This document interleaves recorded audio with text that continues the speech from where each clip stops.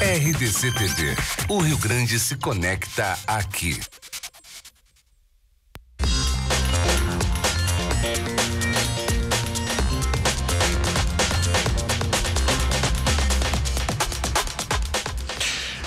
Olá, bom dia para você. Rio Grande Movimento está começando 27 cidades aí no Rio Grande do Sul para nos assistir, para ver entrevistas que prestam serviço à comunidade e também notícias aqui. Muito boa tarde ou bom dia. Boa tarde para você se já almoçou cedinho, vai almoçar ainda, vai colocar a comida na mesa, fica à vontade aí. Muito obrigado por você deixar a gente entrar aí na sua casa, no seu estabelecimento comercial. Alô, pessoal de Santa Cruz, alô, Passo Fundo, alô, Grande Porto Alegre, Canoas, Esteio, Sapucaia, São Leopoldo, Novo Hamburgo, alô, Estância Velha, Campo Bom, Sapiranga, todos pelo canal 524 da NET. Mas também você pode nos pegar pelos canais aí, pelo Facebook, na página, você pode entrar na nossa página, na RDC TV. Pode colocar aí para mim, isso aí, Márcio, obrigado. facebook.com/RDC TV Digital, ali você, aliás, entrando aqui, você tem todos os programas que você queira assistir de novo. Eu quero assistir um programa do fim de semana aí, os programas durante a semana, a entrevista, por exemplo, Afonso Ritter fez uma entrevista agora, fez um programa agora, você já pode ir lá no Face, que ele está disponível para você também assistir. Nós vamos falar hoje sobre o Outubro Rosa, essa campanha que faz um alerta para a prevenção do câncer de mama. E no Dia Internacional do Idoso, vamos abordar questões da qualidade de vida na terceira idade e também dos direitos dos aposentados e pensionistas com uma advogada aqui no nosso estúdio. Além de muita informação com a Lília Abelim e também o esporte com o Ribeiro Neto. Vamos primeiro, Ribeiro, pode chegar aqui? Opa, eu já estava compartilhando, cara. Você vê que hoje aqui, ó, em primeiro lugar, olha aqui, ó. Outubro Rosa. Outubro Rosa. E vocês viram que eu tô numa estileira hoje aqui, entendeu? Pois é. Eu até perguntei pra produção, assim, será que eu não tô, assim, demais, assim, muito, não, sabe? Você tá fashion. Essa camiseta é italiana, cara. Italiana. Entendeu? Sabe, então, mas eu fiquei bonito no vídeo. Eu não é, galerinha, né? Tô aqui, ó, tá bem, ó? Daqui a pouquinho nós vamos falar da excelente rodada que a dupla teve no final de semana, tá? É óbvio que teve muita polêmica, teve polêmica, né? Mas a banca paga e recebe, eu vou explicar tudo por quê, tá? O Grêmio venceu o Fluminense, tá na parada. O Inter venceu o Vitória, tá mais do que na parada, é colíder com o Palmeiras. E as notícias da semana, e amanhã tem Libertadores da América. Então, tudo isso daqui a pouquinho, Ribeiro Neto e as verdades da bola aqui na RDC TV. Isso mesmo, daqui a pouco. E antes disso, eu vou chamar a Lília Abelim, que está me chamando lá. Vamos para as primeiras notícias do dia de hoje. Lília Abelim, bom dia.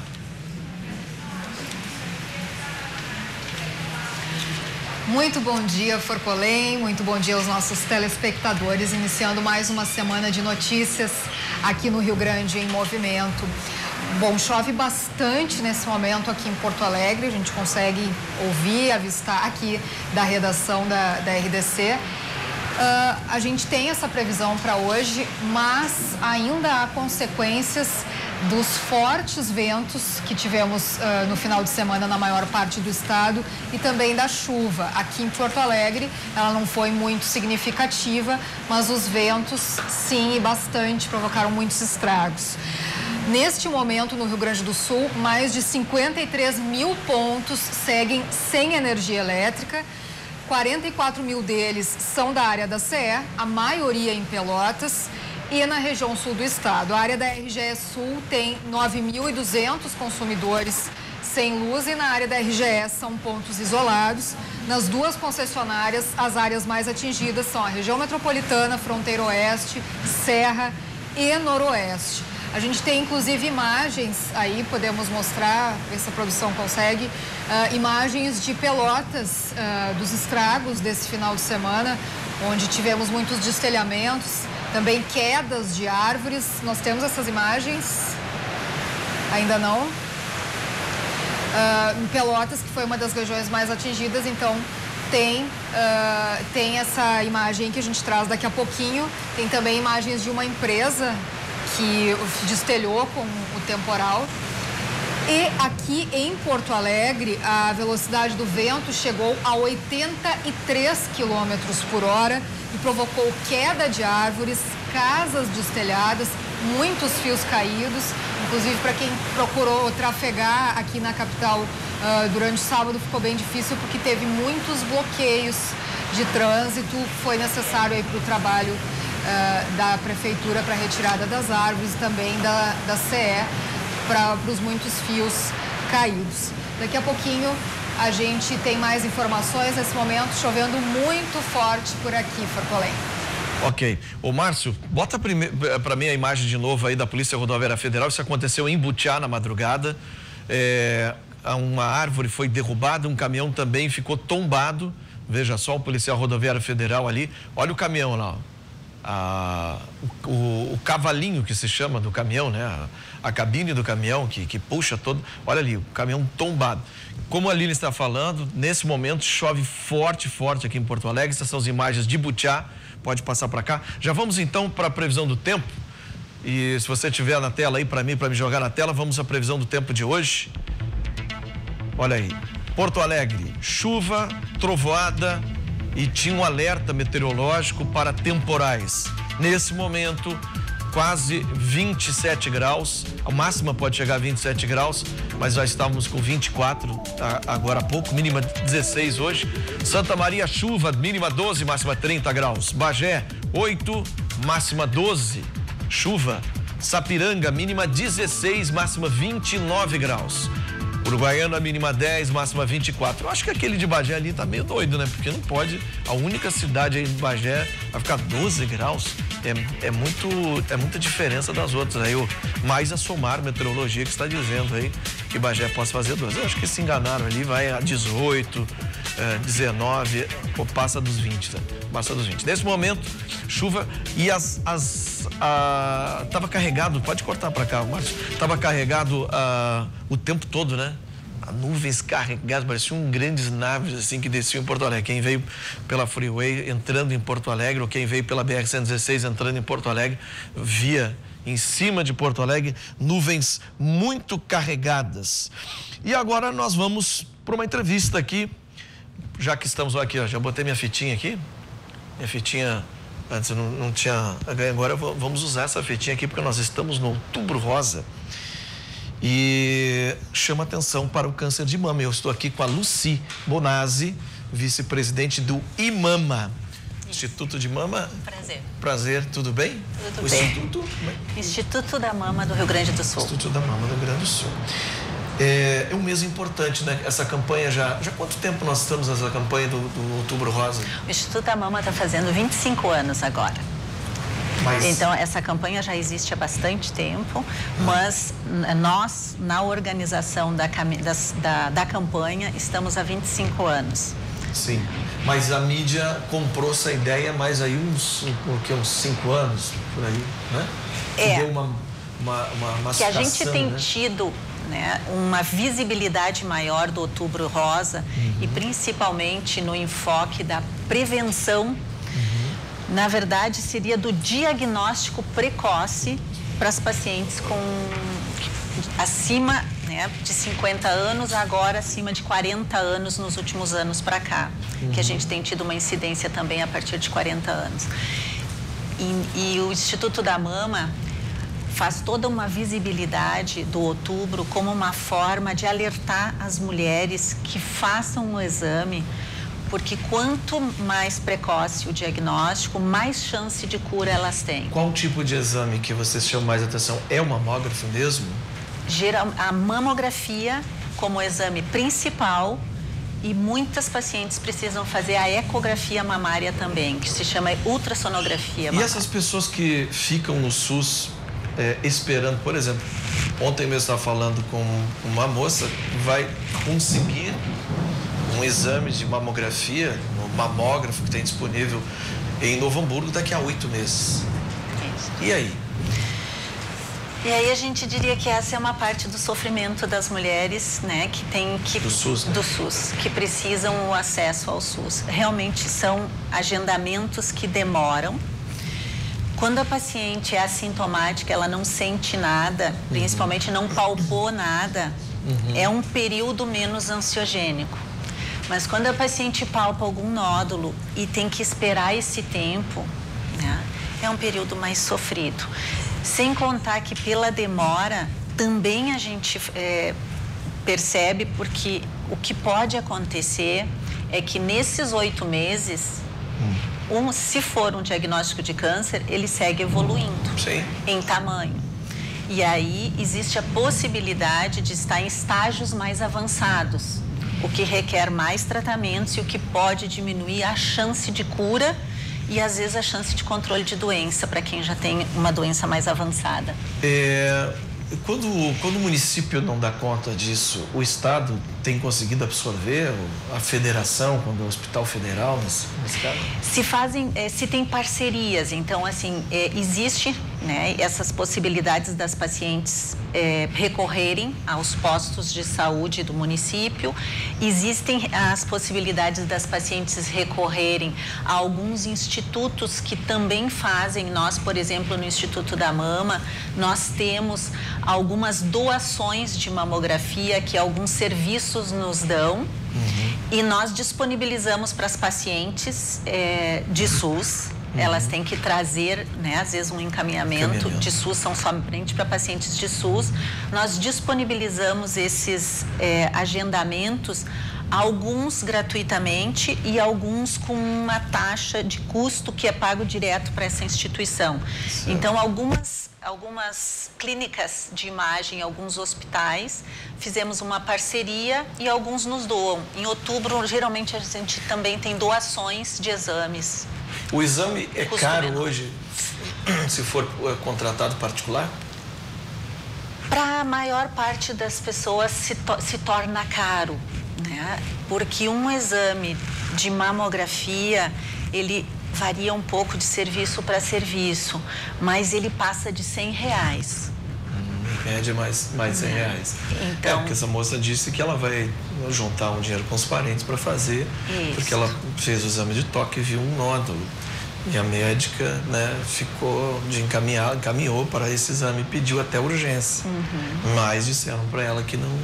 Então é lamentável, né? Porque é um câncer muito agressivo se ele começar a se desenvolver. Sim. Uma mulher não pode esperar 8 meses. Sim, ela não poderia esperar 8 meses, né? Mas, por mais que o atendimento médico seja ágil, que os médicos tenham interesse em forneçam as requisições, o entrar numa lista, né? Porque uma coisa é um posto com alguns médicos, né? Ela vai entrar nos postos, numa lista de todos os postos, com todas as pessoas. Então, para os profissionais da saúde também é um período, é uma situação angustiante também. Porque muitas vezes se sabe que eles vão dar uma prescrição de fazer um exame e eles já sabem que essa paciente vai levar bastante tempo para conseguir o acesso.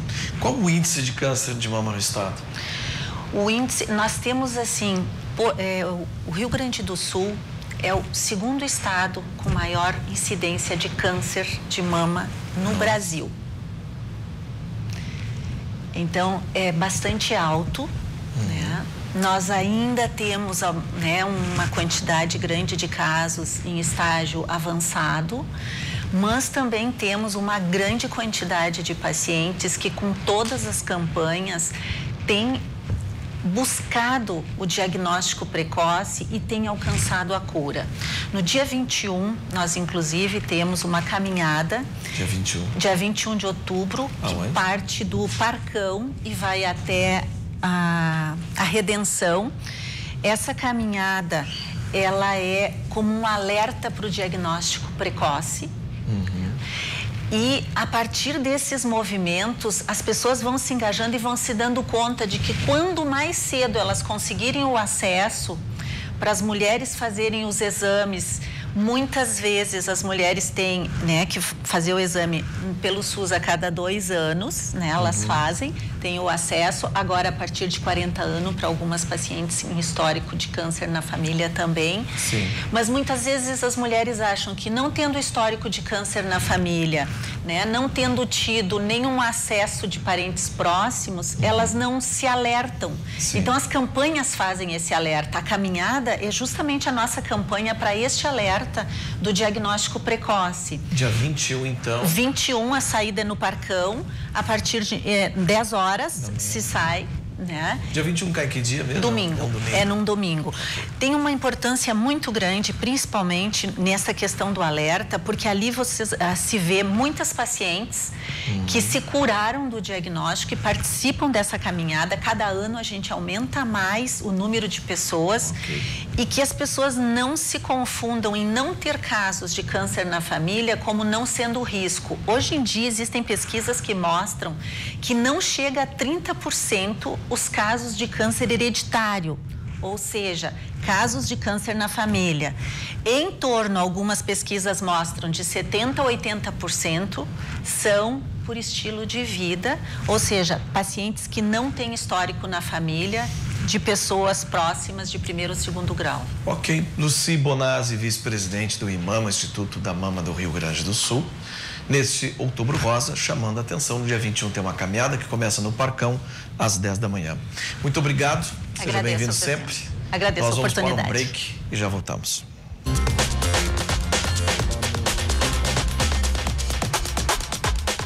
Voltamos com o Rio Grande Movimento, meio-dia, 19 minutos, 25 graus, muita trovoada, relâmpago, chuva. E vamos ficar atentos porque tem um alerta de temporais aí, né? Não só chuva forte, mas também ventania que pode tombar postes que ainda sejam de madeira ou árvores, né? Que estejam já muito velhas e não aguentam com a raiz. Vamos direto para a nossa redação, Lilian Abelim. Forcolém, uma operação da Polícia Civil através do DEI que foi realizada nesta manhã, visando desarticular uma quadrilha que roubava um carro a cada 3 dias em Porto Alegre. Um cerca então de 10 carros roubados em um mês. É a Operação Lança de Netuno. Foram cumpridos 3 mandados de prisão preventiva e 6 de busca e apreensão no Campo da Tuca, aqui na capital, também no Partenon, e ainda em Bagé e em São Lourenço do Sul, lá na região sul do estado. Então, os veículos eram levados para São Lourenço do Sul, né? Daqui de Porto Alegre, eles eram remetidos para São Lourenço. A quadrilha abordava armada, os veículos encomendados. Um homem foi preso nessa manhã no Campo da Tuca, na Zona Leste, e suspeitos de encomendarem carros para a quadrilha foram detidos no domingo. 5 pessoas foram presas no total na operação. Foi apreendido um veículo Fox, também um revólver calibre 32, munições, quantidade de maconha, balança de precisão, documentos e celulares. Outra notícia é que o contrato assinado entre o DENIT e a empresa Compassul na última semana aponta que a recuperação dos 23 quilômetros da BR-290 e da BR-116 entre a Ponte do Guaíba e o município de Guaíba deve iniciar amanhã. E os 98 quilômetros, como a gente noticiou aqui já na semana passada, entre Osório e Porto Alegre, ali na Freeway, já recebem reparos desde a última semana. Lembrando que a União repassou 8.700.000 reais para o DENIT usar na manutenção das BRs gaúchas. Há cerca de um mês houve esse repasse. Daqui a pouco mais notícias. Valeu, Lilian. 8 milhões é nada, né? Você vai olhar para todas as rodovias que tem que botar em manutenção, meu Deus do céu, 8 milhões é ninharia. Você vai só operação tapa-buraco com aquelas pedrinhas, aquele piche dentro ali, porque para recuperar mesmo asfalto precisa de muito mais.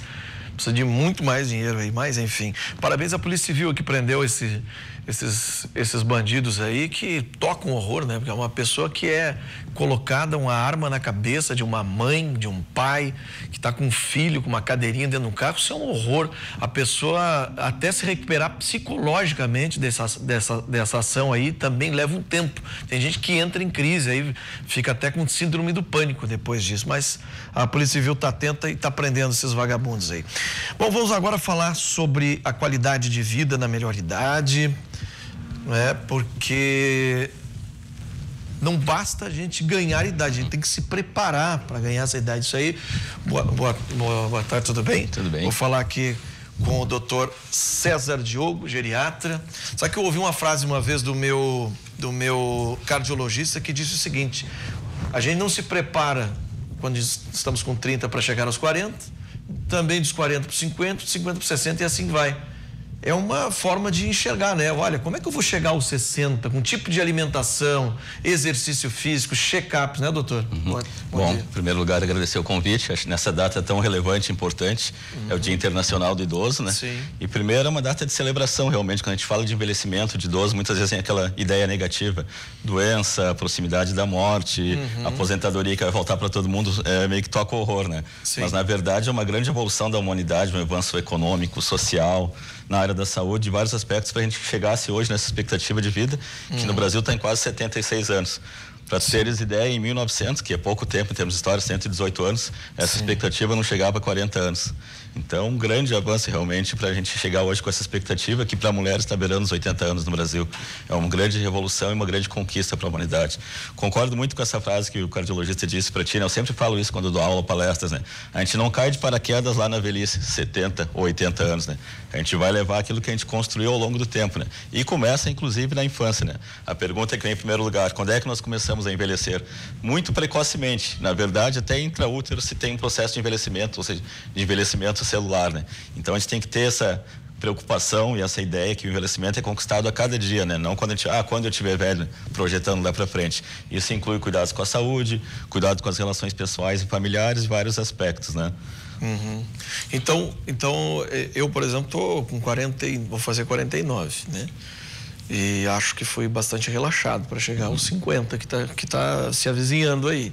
Mas eu posso começar a me preparar, alimentação, exercício físico, para ir aos 60 com qualidade de vida, com tranquilidade. Exatamente, mas pode pinar mais que 60, vai chegar a 100 tranquilamente. Isso também é uma questão importante e relevante, né? Se viu que qualquer período que se faça mudança, né? Claro que o ideal é começar cedo, mas se a gente fizer com 50 até com 60 anos, vai ter benefício em qualquer período que a gente decida. Vamos mudar, né? Vou dar como exemplo a principal medida, que seria de saúde para a pessoa que fuma. Largar o cigarro a qualquer momento vai trazer um benefício gigante para a sua saúde e para a sua qualidade de vida futura. Tem um trabalho bem recente americano que avaliou, para você ter ideia, 123 mil pessoas durante 34 anos. E eles mostraram realmente aquilo que se sabe, né? 5 atitudes que poderiam prolongar a vida em até 15 anos, com qualidade, né? Inclui a dieta, né? Controle do peso, exercícios físicos regulares, não fumar, né? Quem fumar, abandonar o hábito, e bebida numa quantidade muito restrita. Essas 5 atitudes, se forem bem trabalhadas ao longo do tempo, podem prolongar a vida em até 15 anos, que é muito tempo, né? E com qualidade. Um dia fizeram uma reportagem numa emissora, outra aí, e eles compararam as pessoas de Veranópolis com as pessoas da Catalunha. Eles tinham uma coisa em comum, os idosos. Ambos tomavam vinho tinto, cálices de vinho tinto durante o dia. Não se embebedavam com aquilo, mas tomavam como se fosse um remédio. Até. E comiam muita rúcula. Sim.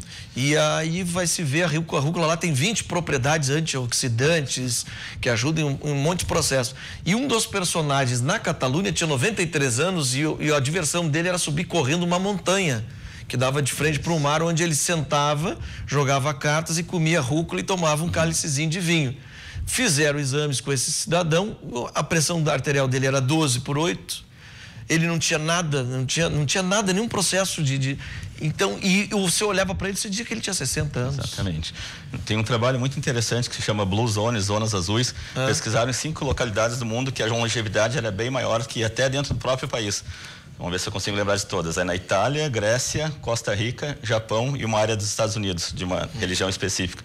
E todos tinham essas características comuns que tu citaste, né? Cuidado com a dieta, exercício físico, inserido dentro de uma rotina de dia a dia. Em geral, eram pessoas que tinham essa rotina de trabalho no campo, se deslocavam da casa para o campo, regiões mais íngremes, ou seja, tinham que fazer uma atividade física um pouco mais intensa. Sim. Né? O consumo moderado de álcool, todas essas regiões têm essa característica semelhante, que nós encontramos aqui no Rio Grande do Sul, no Brasil, em Veranópolis, né? Sim. E o idoso, ele é muito saudável para o idoso. Eu noto que as pessoas, quando começam a ter uma idade mais avançada, elas comem bem menos. Elas comem. A minha avó comia fracionado. Sim. E tomava muito líquido e caminhava muito. né? Então, essa também é uma saída, lógico, um acompanhamento médico do seu geriatra, um check-up, né? Anual, tudo. Mas essa é uma qualidade de vida que a pessoa idosa tem que enxergar, tem que alcançar. Exatamente. Essa questão da dieta eu até sempre gosto de contar, particularmente, no meu caso, a minha avó paterna viveu até, não se sabe se era 108 ou 110 anos. Nossa. E eu ia perguntar para ela, antes de ser médico, até antes de ser geriatra, perguntava, vó, mas como é que tu tá tão bem com a cidade? Ela dizia, sempre sai com um pouquinho de fome da mesa, né? Eu depois aprendi estudando a geriatria. Que frase, hein? Que sabedoria de vida, né? Mas é aqueles conceitos que nós sabemos todos, né? Na verdade, a gente às vezes fica procurando pílulas mágicas, né? Sim. Intervenções que, na verdade, muitas trazem até mais risco do que benefício e, na verdade, está aí, né? E acho que uma questão importante de ressaltar dentro dessas pesquisas também, principalmente da Blue Zones, é a questão da família, o convívio com a família e o convívio social. Isso influi muito em qualidade de vida e em mortalidade maior para quem não tem esse convívio, né? Então, essas coisas a gente sabe, remédio, exames e tudo, a gente tá focado nisso, todo mundo já tem essa noção bem clara. Mas essa questão do vínculo social mais forte é muito importante para a saúde futura, em vários aspectos. Bom, então hoje é o dia 1º de outubro, né? Hoje é o dia mundial internacional do idoso. Né? Que fica essa mensagem, né, doutor? Que as pessoas, não olhar para as pessoas com 70 para cima como se fossem pessoas velhas, mas sim pessoas que podem ter uma ótima qualidade de vida, claro que não vão ter mais aquele reflexo muscular que tinham antes, toda essa outra questão, mas são cidadãos que podem estar ali com um raciocínio muito bom. A minha mãe tem 75 anos, eu fui no zoológico, sabe, com ela, a mulher caminha que é brincadeira, eu digo, mãe, vamos descansar um pouquinho, mas também está comendo fracionado, tomando muita água, é determinado, né? Isso também é uma determinação para se ter saúde, para dizer que eu estou bem, eu tenho saúde, né, doutor? Exatamente. Eu foco muito nessas questões, né? O envelhecimento não é doença, tá? Não é sinônimo de doença, a gente pode ter uma ótima qualidade de vida e muitas vezes até melhor. Se tu perguntar para idosos, muitos deles consideram que estão num período melhor da vida, né? Sim. Em relação ao que já viveram, que passaram algumas dificuldades, né? E a outra questão que eu gosto de repetir e enfatizar bastante essa questão, nós estamos envelhecendo diariamente, tá? Então a gente não tem que ter essa preocupação com a idade ou como chegar em tal idade, mas como a gente vai construindo esse caminho ao longo do tempo para chegar naquele nosso objetivo melhor, assim, de qualidade de vida, independente da idade. Ok, muito obrigado, doutor. Eu acho que as dicas foram excelentes, mas a dica da sua avó é a melhor de todas, hein? Saia da mesa com um pouco de fome. Tá certo, prazer. Muito obrigado. Lilian Abelim. Porcolim, antes da gente falar um pouco mais do temporal, a Polícia Rodoviária Federal prendeu um motorista uruguaio por tráfico de drogas na BR-386 em Seberi. Ele estava em um Renault Sandero, onde transportava mais de 180 quilos de maconha. O carro tinha placas da Argentina e era conduzido então por um motorista uruguaio de 53 anos. A polícia encontrou um fundo falso onde estava a droga em tabletes. O carro tinha sido roubado em novembro do ano passado e foi emplacado em Minas Gerais, em Uberaba. Então, na verdade, ele não era da Argentina. O homem foi preso em flagrante por tráfico de drogas e receptação e encaminhado para o presídio de Frederico Westphalen. E agora a gente tem imagens que recebemos agorinha através do WhatsApp de telespectadores vindas de Espumoso, essas imagens que mostram aí um pouquinho de como está o tempo por lá e os estragos que já está provocando a chuva.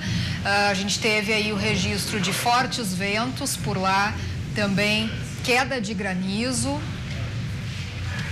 A gente pode ver aí um pouquinho das imagens do mau tempo que tem lá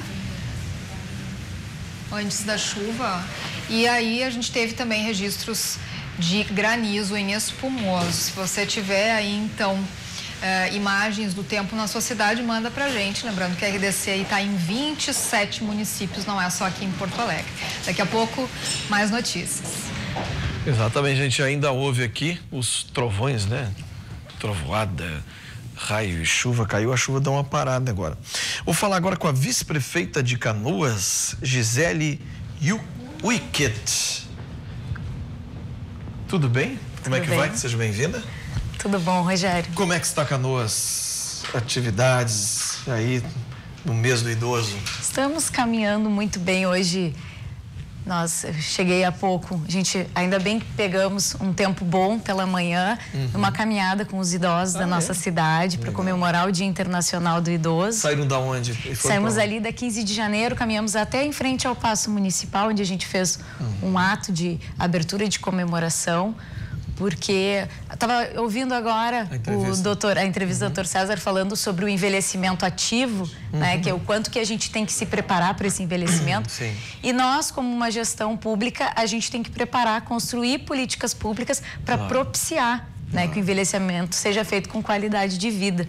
E como você vê isso? Isso, nós estamos construindo dentro do município diversas redes. Então, hoje nós caminhamos com os 28 grupos de convivência dos idosos. Mas essas redes inclui aí médico, exercício físico? São núcleos de idosos, né, que se encontram, que têm atividades de baile de terceira idade. Legal. Eles se reúnem, né, dentro de um centro de referência do idoso. Certo. E nós tínhamos um centro de referência do idoso que desde 2015, por causa de um forte temporal, havia sido destelhado. Certo. Ele estava em processo de reforma. E agora nós vamos, em outubro, dar início às obras do centro de referência. Então, é uma comunidade que estava muito feliz, porque é um espaço onde eles se reúnem, onde eles podem fazer as suas atividades, seus encontros, seus cursos, né, manter essa amizade. E, por outro lado também, né, Rogério, ao mesmo tempo que a gente tem que, para o envelhecimento ativo e uma qualidade de vida, ao mesmo tempo que a gente tem que olhar por esse lado da amizade e da convivência, a gente tem que pensar também daqueles idosos que estão numa área de vulnerabilidade social. Verdade. E que precisam desse incentivo, incluir eles novamente no mercado de trabalho. Nós temos um programa Gerações, que eu gostaria de hoje comentar nessa nossa entrevista, que é um programa inédito no Brasil. Nós tivemos a primeira turma de formandos agora na sexta-feira. Nós formamos 60 idosos, numa parceria junto com o Senac. Né? Então, eles têm aulas aulas teóricas de conhecimentos de português, introdução deles no mundo digital, utilização de smartphone, conhecimentos de informática, conhecimentos de acolhimento, de recepção.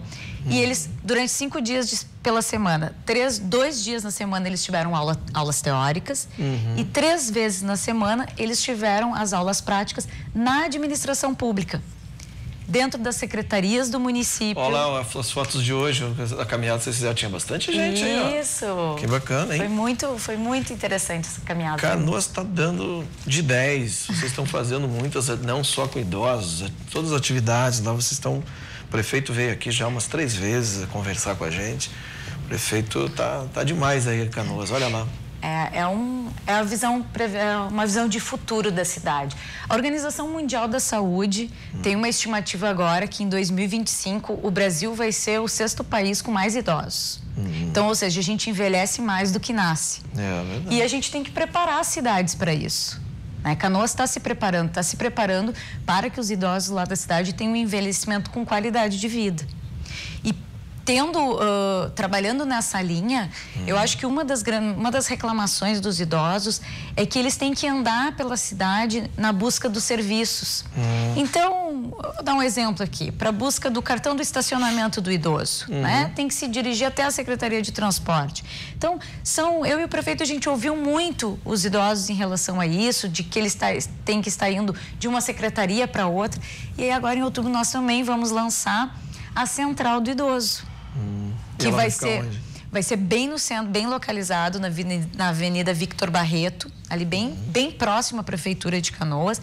Vai ser um espaço onde os idosos vão poder buscar todas as informações inerentes a eles. Né? Então, informações sobre quando os grupos vão se reunir, informações sobre o programa Gerações, que é esse programa onde eles recebem ainda uma bolsa auxílio, além de terem o aprendizado junto ao Senac, aulas práticas, eles recebem uma bolsa auxílio de R$ 727. Para participar do programa.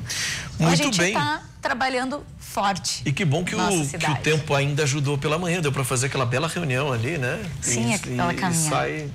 E sai já com alto astral ali, faz no Dia Internacional deles, que coisa boa. A vice-prefeita esteve conosco, então, Gisele Weckett. Weckett. O que é isso? Não é italiano, né? Não, é árabe. Libanês, exatamente. Legal. Weket, Sou de origem então. libanesa. Então se fala Weket. Isso. Ok, Gisele, parabéns pelo trabalho, tá? Seja Parabéns também pelo aí. programa.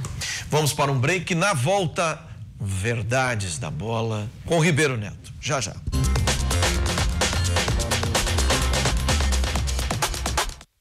Faltando 20 minutos para 1, temperatura 25 graus e o tempo tá daquele jeito, né? Chove, não chove, temporal.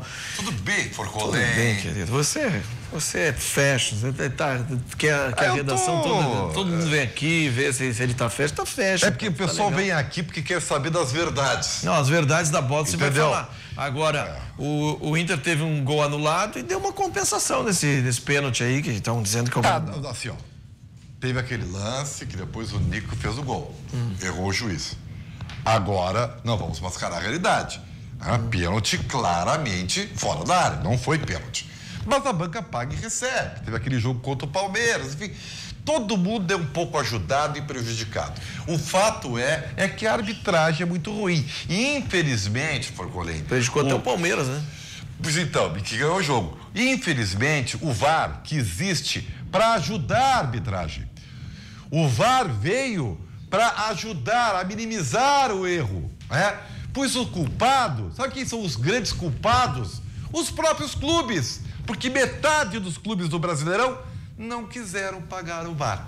E aí é o que está acontecendo. Mas vamos lá. Quero acionar o João Batista Filho que nos conta aí o que aconteceu. Que sufoco ontem no Beira-Rio, JB? Foi difícil, tudo bem? Boa tarde, Ribeiro, Forcolém, para todo mundo que está nos assistindo. E o Vitória foi um dos clubes que não quis o VAR no Campeonato Brasileiro. É óbvio, tem que dar o desconto, custaria R$1 milhão para cada equipe, mas eles não quiseram. E aí, com isso, acabam sendo prejudicados porque o árbitro falha. Como nós vamos ver agora nesta reportagem do repórter Pedro Oliveira. Com 37 mil colorados no Beira-Rio, o Inter recebeu o Vitória neste domingo, visando vencer e ficar na cola do líder Palmeiras. Mas foi logo no início da partida que veio o primeiro golpe na torcida colorada. Vitor Cuesta se machuca, sai sangrando e Emerson Santos marca contra logo aos 2 minutos. O Colorado respondeu com uma belíssima cobrança de falta de D'Alessandro, mas a bola bateu na trave. O primeiro tempo foi inteiramente vermelho, mas o time estava muito nervoso e o jogo foi para o intervalo 1-0. O Inter voltou decidido de querer buscar a vitória. Tentou, mas o zagueiro do Vitória tirou praticamente de dentro do gol. Mas foi na roubada de Cuesta, no cruzamento de Edenilson e na cabeçada de Leandro Damião que veio o empate colorado.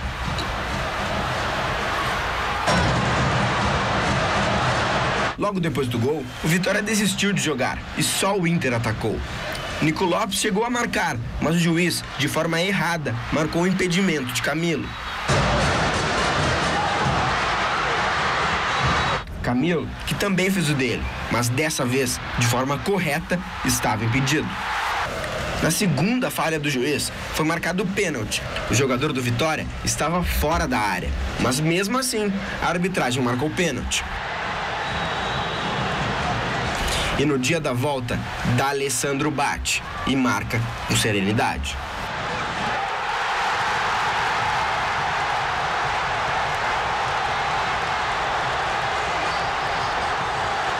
Estavam pedindo a minha saída do time, né? E agora, semana passada, estavam pedindo para eu entrar. Mas isso a gente tem que buscar um equilíbrio. Eu tento, pelo menos, buscar um equilíbrio.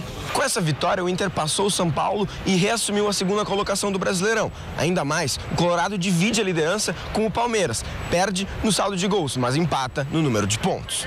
E no segundo tempo, acho que fizemos um bom segundo tempo. Um segundo tempo que merecemos os gols que fizemos. Então, no final, no todo, nós merecemos a vitória. Tá aí, portanto, seu caro João Batista Filho, aliás, o Dessor Oliveira já está pedindo que tu mande um abraço pro deles que está atrás de ti aí na redação, né? Um abraço pro Carlos Otávio Alves Pereira, pro Valdecir Ari, né? Pro Anderson Cigales, o pessoal ligado aqui nas Verdades da Bola. Agora eu vou dizer uma coisa para vocês, tá? Vamos falar as verdades aqui, tá? O Inter foi favorecido? Foi. Não há dúvida nenhuma. Aliás, se vocês repararam no lance, né? O árbitro mentalizou que ele marcou a posição do jogador na falta dentro da área. Ele não está nem olhando para a cobrança. Como o juiz de trás, foi toque, ele automaticamente mentalizou, o cara tá dentro da área, então ele errou, porque não olhou o lance. Essa que é a grande verdade. Agora, vamos combinar, o Vitória chora de ruim, né? O Vitória quis perder o jogo de tanto que entregou bolas pro Internacional, que se não fez uma partida brilhante, o primeiro tempo não foi bom, viveu apenas de uma bola parada do D'Alessandro e uma estocada com o Damião que estava impedido. No segundo tempo pressionou e o Vitória ficou acuado. Então, ajudado ou não ajudado, que vai ser uma polêmica para a semana inteira, o Inter, na minha opinião, mereceu a vitória. Bom, de qualquer maneira, agora o Internacional é colíder do Campeonato Brasileiro, tá? Junto com o Palmeiras, e perde apenas nos critérios. Mas, gente, tá ótimo, né?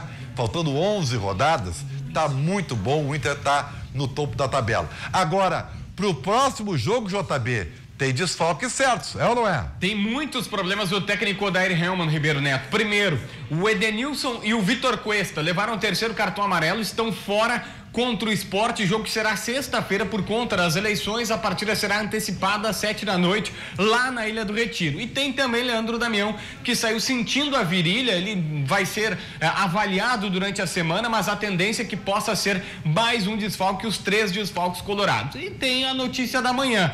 Paulo Guerreiro novamente teve o seu recurso recusado lá no Tribunal da Suíça. Tudo indica que ele terá que cumprir toda a pena até abril de 2019. Dando tudo certo, ele volta para as 2 últimas partidas da primeira fase da Libertadores. Ribeiro. Olha aqui, o Valdecir ali tá te corneteando, Forcolém, tá? Dizendo que eu tinha pedido para tirar o D'Alessandro do time, agora fala agora, Forcolém, Forcolém. Não, e qual é a efetividade que o Inter teve se não tivesse aquele pênalti? Qual é? Analisa aí com o D'Alessandro dentro. Vou te analisar. Do jeito que tava o jogo, só na bola parada. E aí, na bola parada, o D'Alessandro agrega. Ponto final. E agora para esse jogo contra o Sport Recife, sem o Cuesta e sem o Edenilson. Vamos ver.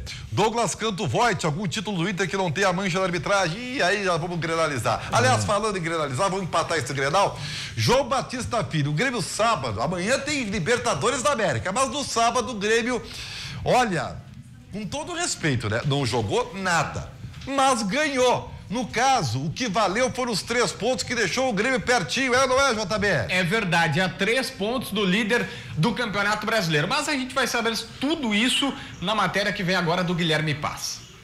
Na abertura da 27ª rodada, o Grêmio foi ao Rio de Janeiro enfrentar o Fluminense. No primeiro tempo, as duas equipes criaram muito pouco e não assustaram a meta adversária.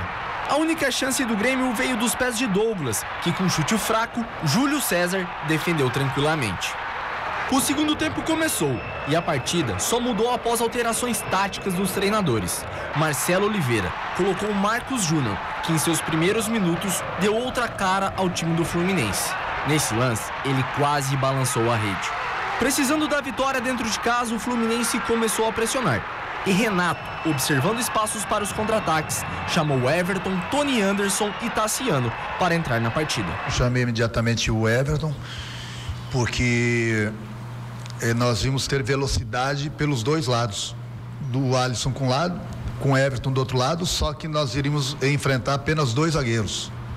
E é difícil você jogar contra 3 zagueiros, porque sempre tem um na sobra. A equipe do Grêmio ganhou mais poder ofensivo, com a entrada de 3 jogadores rápidos. O time começou a assustar e Júlio César fez boas defesas. Até que no último lance, após passe de Tony Anderson, Everton usou todo o seu talento e fez o gol da vitória do Grêmio, de calcanhar.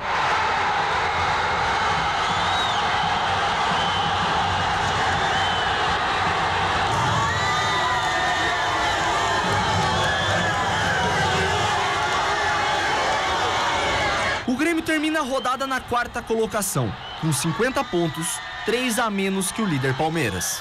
Felizmente pra gente hoje deu mais uma vez certo e foi uma vitória importante, porque muita gente não acreditava muito na nossa equipe alternativa. Viemos aqui no Rio de Janeiro, o Fluminense vive um bom momento, mesmo assim nós conseguimos uma vitória, que eu falei pra vocês, né? O Grêmio, antes mesmo do jogo, falei pros colegas de vocês que o Grêmio veio pro Rio de Janeiro para buscar a vitória. Não foi um grande jogo, até porque o gramado não ajuda muito. Mas eu acho que o mais importante de tudo foram os 3 pontos que o Grêmio leva para Porto Alegre. O gramado não ajuda bem. O gramado do Engenhão é uma porcaria, viu, JB? É uma porcaria, o gramado duro, a bola quica demais, entendeu? E time pra toque de bola fica ruim mesmo, né?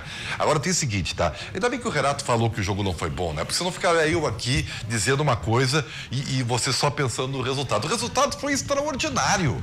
Só que a verdade é que o Grêmio, claro, tava com o time reserva, mas com o Michael, precisou entrar o Everton, né?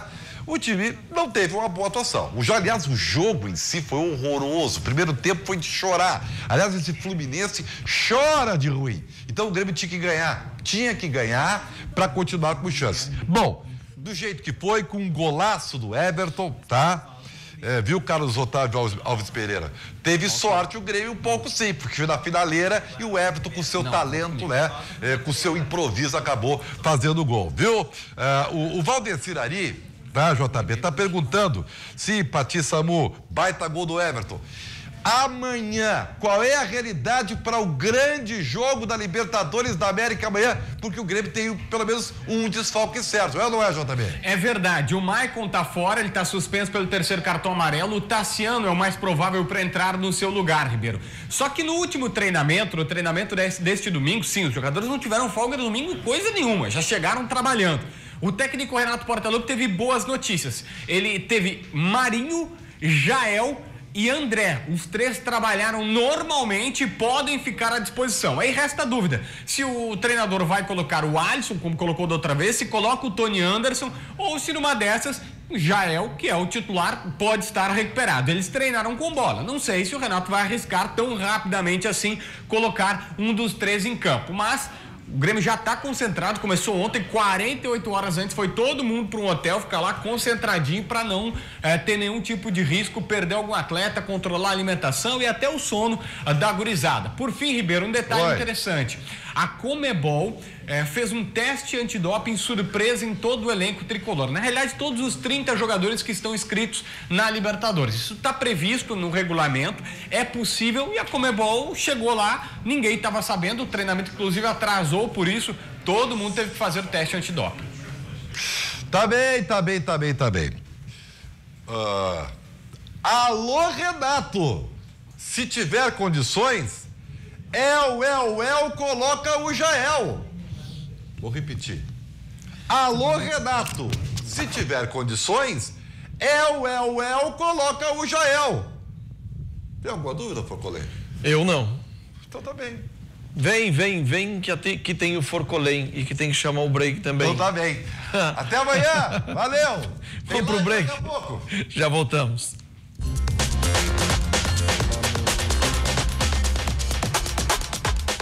Rio Grande Movimento está de volta, faltando 5:01, temperatura 25 graus, tempo todo doido, né? Sujeito a tempestades aí. Agora eu vou falar com a doutora Milene Fernandes, que é advogada especialista em direito previdenciário. Tudo bem, doutora? Seja bem-vinda. Tudo bem, muito obrigada. Eu tenho umas perguntas aqui já dos nossos telespectadores. O Carlos Bittencourt, de Bento Gonçalves, contribuiu durante 30 anos e ele está com 60 anos. A pergunta é: como fazer para se aposentar? Nesse caso, ele vai fechar o requisito para aposentadoria por idade e aposentadoria por tempo de contribuição juntos, porque ele precisa, para se aposentar, 35 anos de tempo de contribuição e 65 de idade. Então, ele é obrigado, para se aposentar pelas regras atuais, mais 5 anos de contribuição.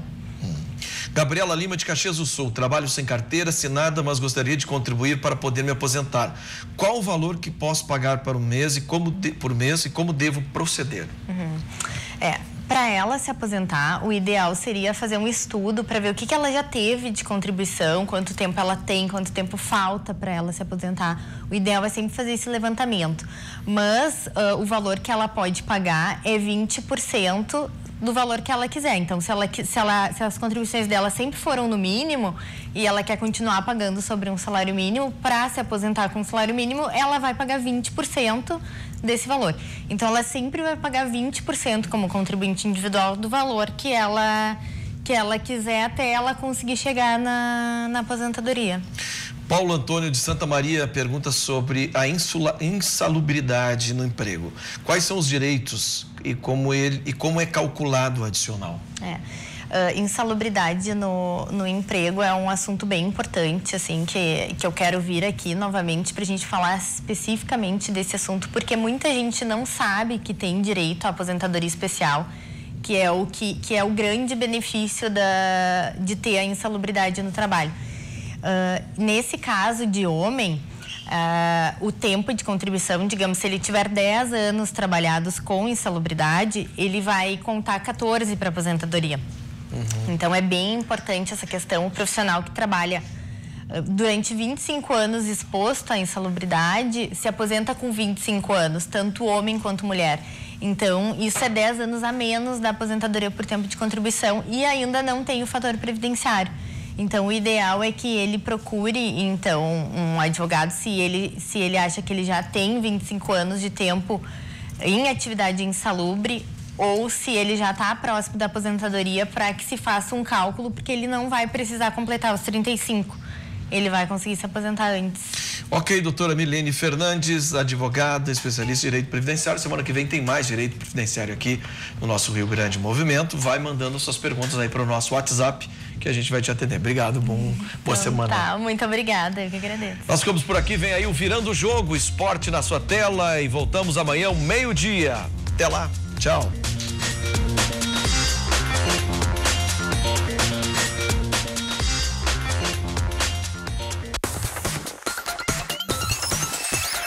RDC TV.